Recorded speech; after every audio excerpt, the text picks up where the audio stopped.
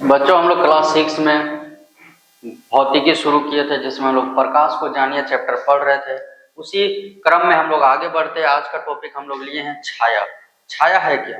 छाया बच्चों कुछ इस प्रकार का दिखता है। छाया हम लोग देखिए, इसको देखने का प्रयास करते हैं। ये एक तितली का छाया लिया गया है। देखिए इसको बड़ा करते हैं हम लोग। देखिए काला काला दिख रहा है पीछे। ये तितली भी काली टाइप की है, ये भी काला है। यहाँ भी देखिए बहुत प्रकार का छाया दिख रहा है। यहाँ देखिए पेड़ का छाया नीचे दिख रहा है। ये आपका 12 बजे का समय होगा, इसलिए देखिए ऊपर से आ रहा है ये छाया। तो देखिए नीचे बना हुआ है। इसमें भी देखिए परछाई पीछे दिख रहा है।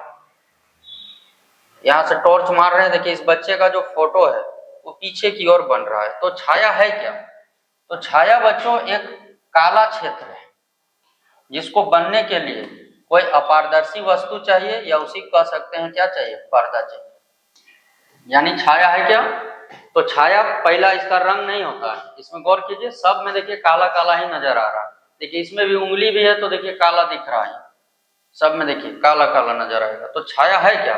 तो छाया एक ऐसा काला क्षेत्र है जो किसी अपारदर्शी वस्तु पर बनती है। अपारदर्शी वस्तु पर अगर कोई काला क्षेत्र बन रहा है तो वही काला क्षेत्र हम लोग को कहलाएगा छाया।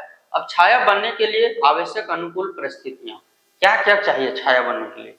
तो देखिए किसी भी वस्तु का अगर छाया बनाना है, इस फिगर को आप समझने का कोशिश कीजिए। देखिए इस फिगर में आपको साफ साफ दोनों चीज समझ में आ जाएगा जो चाहिए। गौर कीजिए, देखिए इसमें एक बच्चे का जो फोटो बन रहा है, तो देखिए इधर से टॉर्च जलाया है, यानी पहला क्या चाहिए, एक प्रकाश स्रोत। और देखिए इधर पीछे एक पर्दा रखा हुआ है जहां इसका फोटो बन रहा है।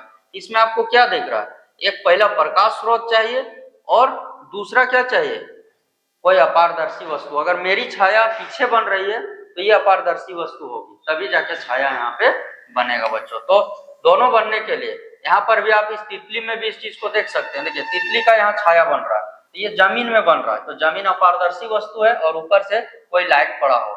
यहाँ पेड़ में भी वही चीज हो रहा है। तो छाया एक काला क्षेत्र है और अपारदर्शी वस्तु पर बनता है, तो एक प्रकाश स्रोत चाहिए और दूसरा अपारदर्शी वस्तु या पर्दा चाहिए। अब छाया का गुण, तो छाया का गुण को आप यहां से समझिए। इस फिगर में देखिए, पहला तो छाया का रंग हमेशा कैसा होता है, काला होता है। देखिए इसमें दिख रहा होगा।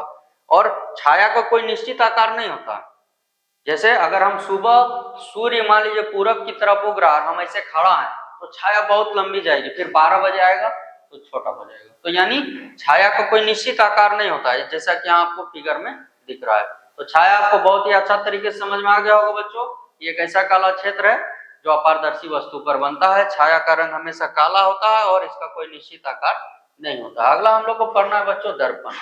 दर्पण आप लोग अभी देखे थे बच्चों कि दर्पण, और यहाँ पे आप देख सकते हैं। देखिए इसमें फिगर में हम लोग देख लेते हैं दर्पण है क्या। देखिए एक सैलून का फोटो है बच्चों। इसमें क्या दिख रहा है, तो दर्पण में यहाँ पे कांच का होता है ये, और पीछे तरफ हम लोग पेंट मार देंगे। पीछे तरफ जब पेंट मार देंगे, अगर पेंट नहीं लगा रहेगा तो वो शीशा हो जाएगा और फिर पूरा पारदर्शी हो जाएगा। पारदर्शी होगा तो फिर हमारा फोटो नहीं बनेगा, आर पार दिख जाएगा, फिगर नहीं आएगा। तो एक ऐसा कांच का टुकड़ा जो एक ओर से विरंजित हो, यानी उसमें पेंट लगा हुआ हो, ताकि हम ऐसे देखें तो मेरा चेहरा वहां नजर आए, जैसा अभी सैलून वाला में आप देख रहे थे। इसको हम लोग बोलेंगे क्या, दर्पण।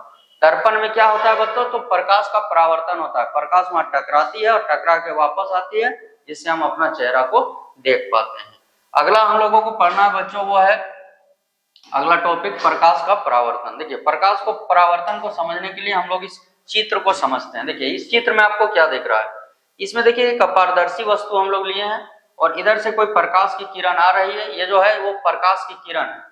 प्रकाश की किरण आके यहाँ से टकराई और इधर निकल गई, यानी जो टकराएगी उस किरण को आपतित किरण बोलेंगे, और जो टकराने के बाद इधर चली जाएगी इसको परावर्तित किरण। और टकराने के बाद अपारदर्शी वस्तु के साथ ये किरण एक कोण बनाती है, जिसको आपतन कोण कहते हैं, और टकराने के बाद भी एक कोण बनाती है जिसको परावर्तन कोण। और यहाँ जहां तीनों मिलता है इसको अभिलंब बोलते हैं, जहां 90 डिग्री हो बीच वाला लाइन, और तीनों जहां मिलता है उसको बोलते हैं आपतन बिंदु। जैसा कि यहाँ आपको दिख रहा है, अपारदर्शी वस्तु पर टकराने वाली किरण कौन है, OA। आपतित किरण द्वारा निर्मित कोण, ये जो किरण यहाँ टकराई जो कोण बना उसको बोलेंगे आपतन कोण। देखिए टकराने के बाद जो किरण निकली उसको बोलेंगे OB। नाम है कौन सा किरण, तो परावर्तित किरण, और जो कोण बनेगा परावर्तन कोण, और जहां तीनों बिंदु मिलेगा उसको बोलते हैं अभिलंब। ये घटना आपको कहां देखने को मिलता है? देखिए इसको एक फिगर से समझते हैं। देखिए इसमें क्या दिख रहा है, तो ये बच्चा ये टॉर्च को यहाँ पे मार रहा है, गौर कीजिए, और किरण यहाँ से टकराई, ऐसे टकराई और इस वस्तु पर पड़ी, तब जाके ये व्यक्ति दिख रहा है। यानी प्रकाश की किरण इधर से गई और अपारदर्शी वस्तु, पेंट लगा हुआ कांच का टुकड़ा है, वहां से टकराई और इस पर पड़ गई, इससे वस्तु दिखाई दी। यानी ब्रह्मांड में जितनी वस्तु है सब प्रकाश के परावर्तन के कारण ही दृष्टिगोचर होते हैं, दिखाई देते हैं। यानी प्रकाश की किरण में होता क्या है, तो प्रकाश किसी अपारदर्शी वस्तु से टकराएगी और फिर वापस उसी माध्यम में आएगी। माध्यम मतलब समझे, जैसे यहाँ से टकराई होगी तो बीच में माध्यम होगा, वो होगा वायु, और उधर से टकरा और फिर वायु में ही आ गया, उसी माध्यम में आया। यानी एक माध्यम से गई और उसी माध्यम में वापस आएगी।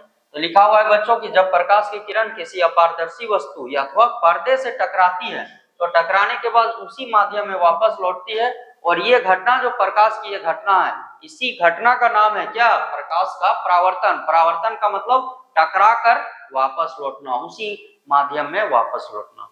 तो बच्चों ये जो प्रकाश को जानिए चैप्टर था, ये यहाँ पर आपका समाप्त होता है। अगर आप लोग पहला बार इस चैनल में आए हैं बच्चों, तो चैनल को सब्सक्राइब जरूर कर लें, ताकि वीडियो आपको लगातार प्रत्येक चैप्टर का मिलता रहे। और अगर ये वीडियो आपको अच्छी लग रही हो तो वीडियो को लाइक, कमेंट और शेयर जरूर करें बच्चों।